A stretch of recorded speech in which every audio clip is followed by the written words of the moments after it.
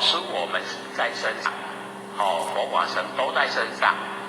行观窍、五智真经啊、合同都在我们身上，在日常生活之中呈现。各位有看了没？可能有的已经有看了啦，我的还没。所以我们有请这个北部又多印一点啦，印500本下来，就希望每个能够，各位同学要拿给有求道的没有求道不要给只有这一本要给求道的，没有求道不要给。那剩下的像永嘉大师、正道哥啊、新兴民啊如是我们成熟悟道机啊，这都可以给啊，没求道也没关系，可以给。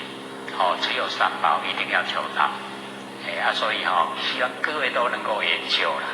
假如说各位看或写那个所讲的，倒去把它写下来的，你就会看它是一贯的。前面那样讲，后面一定都那样讲，是一贯的，只是角度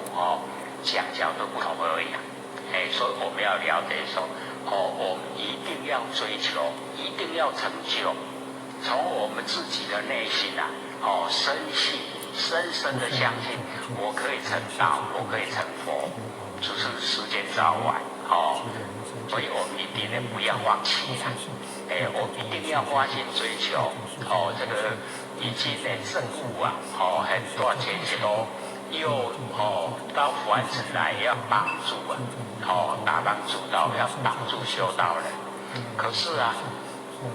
找都找不到真的在修道的啦，所以就没有地方找你那我们只要你努力的修这个无形之间那个帮助很大帮助我们解决那一些看不见的一些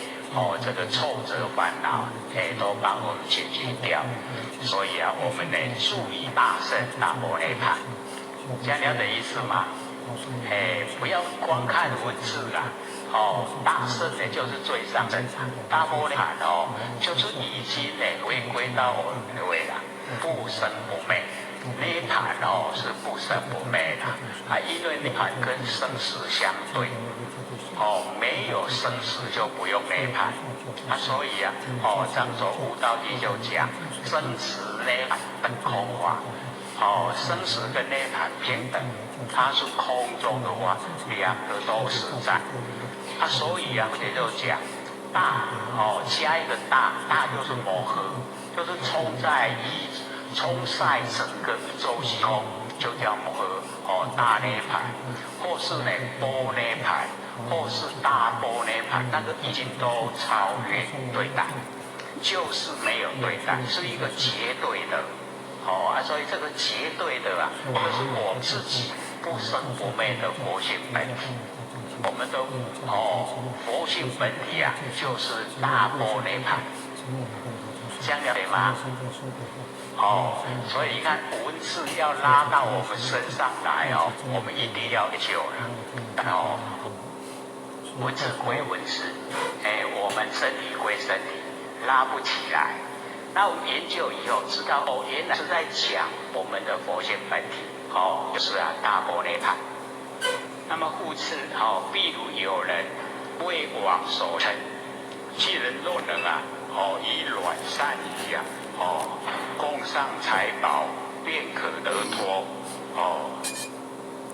就是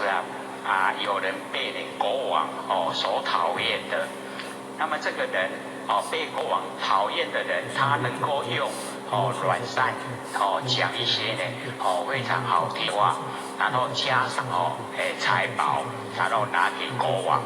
这样就可以脱离那个灾难不会这个死掉。那么善男子死亡不尔说我们生老病死那个死它不是这样，虽以乱以钱财珍宝而供上之亦不得脱是不是这样？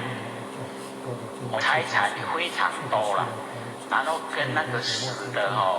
那个无常稍微谈判一下我这一些钱财给你你不要捉我让我多活在凡尘一些时间，可不可以？哦，没办法啦，你都无恭敬的啦。哦，这个要你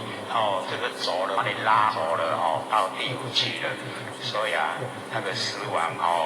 没有办法融通的，有钱也好都没有用的。那个死就是死。所以啊，我们一定要知道啊，当我们已经启发了我们的佛性本体，用佛性本体在生活，那么这个时候啊，这个生死跟我们佛性本体就没有关系。因为身体是天地的物质，是空土，众缘际会流用，我们早晚一定要还给天地啦。没有一个人说不用还，这好了，给你用，给你千万年都用，可能吗？不可能啦！你看我们活到100多岁啊，各位啊，看看100多岁什么情形？这个吃啊，牙齿也不好了，看眼睛也看不清楚了，走路啊也走不动了，好不好？好像我们要求长寿也不好嘞多受一点苦啊，